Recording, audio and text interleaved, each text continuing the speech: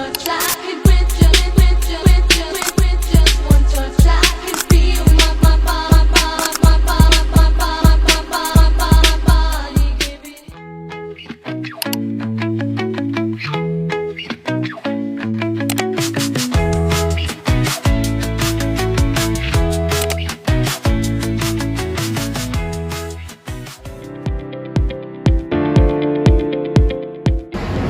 Assalamualaikum anak-anak. Ada yang masih ingat nggak? Kita kemarin belajar tentang apa? Udah lupa? Udah ya, karena seminggu kemarin itu kan anak-anak ya. Nah, jadi minggu kemarin itu kita sudah mempelajari mengenai ukuran pemusatan data pada data kelompok gitu. Nah, hari ini kita akan masukkan sebuah baru yaitu ukuran kotak data. Tapi kita langsung belajar mengenai data tunggal dan data kelompok. Kalau kemarin kan kita pisahin nih data tunggal sendiri, data kelompok sendiri. Kalau yang ini kita hubungkan dia data tunggal dan kelompok.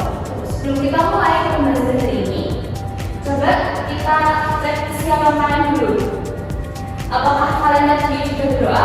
Karena tadi sudah berdoa juga, sekarang berdoa lagi ya. Karena tiap kita mulai sesuatu kita harus berdoa. Berdoa menurut kepercayaan dari anak masing-masing. Selesai. Nah, sekarang cek kanan kiri kalian, apakah ada sampah? Sudah ya. Yang kegiatan kaki, oke banget nih. Kemudian buku kalau enggak alat tulisnya dikeluarin ya, sudah. Kemudian seragam, ada yang seragam yang berbeda hari ini? Tidak ada yang mau pakai seragam ya. Kemudian tujuan pembelajaran atau yang akan kita pelajari hari ini adalah yang pertama. Yang pertama ada peserta didik dapat menentukan kuartil data tunggal dan kelompok, kemudian juga menentukan desio dan persentil, dan yang terakhir peserta didik dapat menyelesaikan soal kontekstual terkait kuartil, desio dan persentil dalam kehidupan sehari-hari.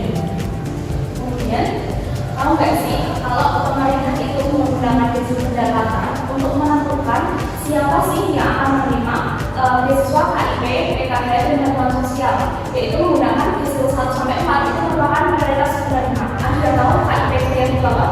Pernah dengar nggak? Pernah dengar?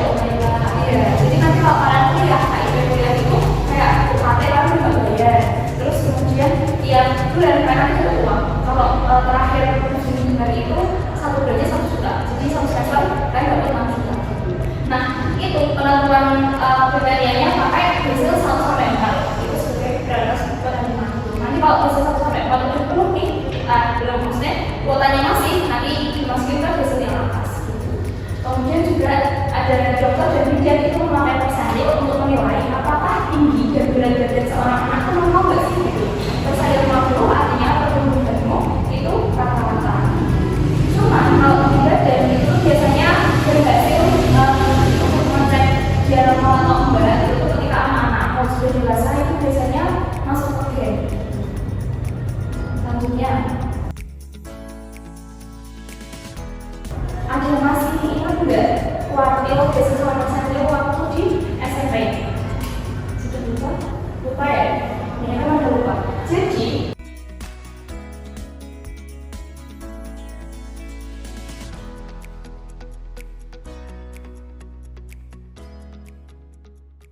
sampai sini ada yang tanyakan? Aman? Aman. Kita lanjut ya. Kita lanjut ke ayo memahami masalah. Nah, di sini ada konteks permasalahan. Desa Sukamaju, di Desa Sukamaju, bidan desa itu baru saja melakukan pendataan rutin terhadap 100 balita di usia 24 bulan. Hasilnya itu menunjukkan adanya indikasi stunting atau gangguan pertumbuhan pada beberapa anak. Pemerintah desa ini memberikan intervensi berupa pemberian makanan tambahan atau PMP, namun anggaran terbatas. Nah, pemerintah desa menetapkan aturan baru sebagai berikut. Jadi yang akan diberi bantuan itu ini ada prioritas pertama, kedua sama batas normal. Kalau prioritas pertama, dia nanti belajar pada kelompok desio 1 rendah. Kalau prioritas kedua, berarti dia berada di persentil ke-15 dari bawah. Kalau prioritas normal, dia nanti belajar pada 25% anak tertinggi atau kuartil ke-3 gitu. Jadi di sini nanti kita akan menentukan desio 1 persentil 15 dan kuartil ke-3 untuk menentukan batas pemberian makanan tambahan. Nah, bantu pemerintah pemerintah dan desa mengolah NDF tersebut dengan menentukan prioritas pertama, kedua, dan batas normal supaya PMD itu nggak salah sasaran. Tabelnya di sini juga nanti sudah masuk di yang APB. Nah, sekarang mari berkelompok. Kelompoknya sama seperti kemarin ya. Di sini kelompok 1, 3, ini kelompok 2, dan di sana kelompok 3.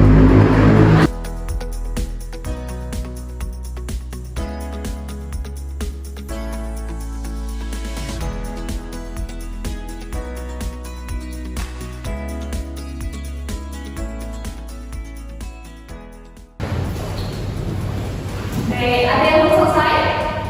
Sudah selesai belum? Sudah? Sudah, oke. Kita akan prestasi dan ujinya akan spin kalian.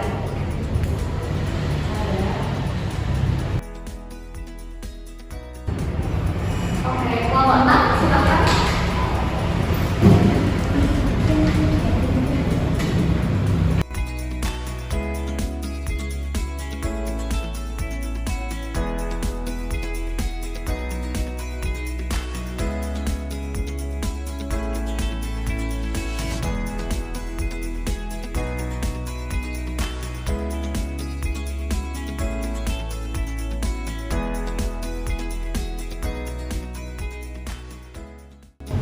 Beri tepuk tangan dulu.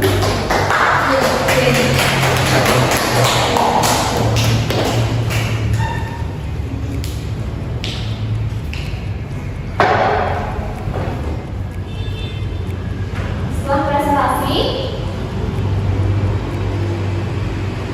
kita akan menyimpulkan apa yang kita pelajari hari ini.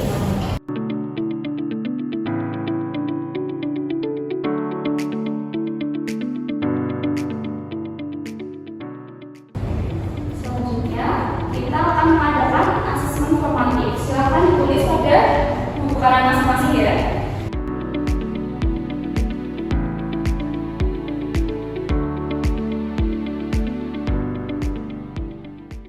Oke, yang terakhir lembaran referensi. Silakan dibuka HP-nya, kemudian di-scan. Di sini untuk menulis referensi hari ini, seperti apa yang kalian sukai dalam pembelajaran hari ini, terus siapa yang nggak kerjain.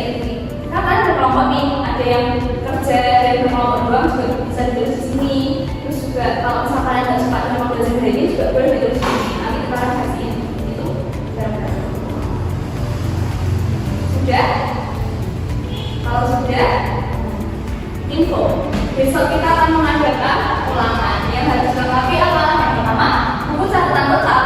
Berisi apa? Materi yang sudah di print. Kemudian latihan soal materi, latihan soal ulangan kemarin yang 1 paket. Kemudian buku yang sehat, memang yang kuat ya, karena kalian akan kerjain banyak banget ini. Kemudian tak lupa yang paling penting itu di nomor 8, belajar dan berdoa. Sekian yang belajar kali ini. Mohon maaf kalau sudah tidak salah. Nanti alatnya dikumpulkan ya. Terus nanti bikin lagi sebaiknya kalian belajar lagi mengenai APB. Sekian, wassalamualaikum warahmatullahi wabarakatuh. Baik, terima kasih atas kesempatannya. Jadi kita akan melaksanakan studi kualitatif. Di kelompok A ada Juni dan juga ada Juni sebagai pengajar, Pak Miski di pengajar sebagai kelompok D. Pengamat ada Novi dan juga ada Maria, kemudian ada Novipa dan saya sendiri awal. Baik, kita mulai dari kualitatif. Saya silakan ke Baik, dari saya dulu, seperti yang Oke, dari saya dulu kepada Mbak Juni. Bagaimana perasaan Anda setelah mengajar 17 subjek? Setelah mengajar saya merasa tidak puas, karena beberapa siswa sudah aktif, walaupun masih ada yang pasif. Dan juga saya merasa senang karena saya sudah di ilmu. Tapi apakah menurut Anda itu pembelajaran Anda sesuai dengan FPP Anda atau ada bagian-bagian yang miss atau bagaimana? Menurut saya pembelajaran tadi sudah berjalan sesuai RPP, tapi ada waktu yang molor, yaitu ini baca diskusi kelompok tadi sepertinya waktunya agak molor dan ada bagian yang formatif yang harusnya satu menit, saya jadikan 1 menit. Apakah menurut Anda pembelajaran Anda itu sudah cukup berhasil? Menurut saya sudah berhasil dilakukan pada satu matematik banyak yang sudah bisa. Tapi masih ada satu soal di saya itu ada bagian menentukan letak. Mungkin bisa saya berikan video untuk bahasa ini. Jadi saya juga sudah mengikuti dari awal sampai akhir. Tapi menurut catatan dari pengajar saya amati kebetulan Mbak Juni di beberapa pengajar khususnya di bahasa dan pengaturan kalimatnya itu sudah jelas. Cuman Anda itu masih terlalu cepat dalam sesuanya. Agak kayak dikejar apa yang tadi kan? Dikejar lakon, dikejar apa? Lalu tadi juga sudah baik dengan menggunakan teknologi seperti koreksi itu untuk seterusnya mungkin nanti dapat dari sesuai dengan apa yang menurutnya kurang Oke, untuk selanjutnya mungkin apakah ada yang dari pengamat selanjutnya apa?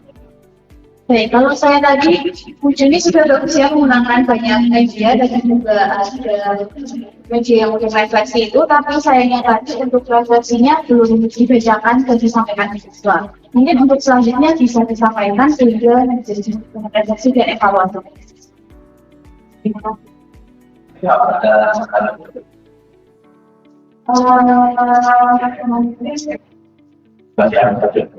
baik untuk kelompok yang Mbak Juni tadi sudah menyelesaikan untuk kolaboratif. Tadi berdasarkan itu nanti semoga untuk pembelajaran kedepannya semakin lebih baik. Nah, kita lanjut ke kelompok yang selanjutnya, yaitu yang inframisti.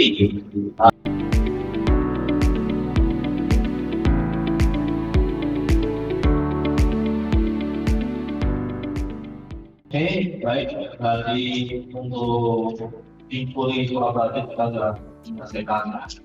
Semoga untuk melalui info kolaboratif kita bisa merefleksikan pembelajaran kita dan membuat pembelajaran kita ke depannya semakin baik. Terima kasih banyak untuk waktunya dan akhiri diskusi.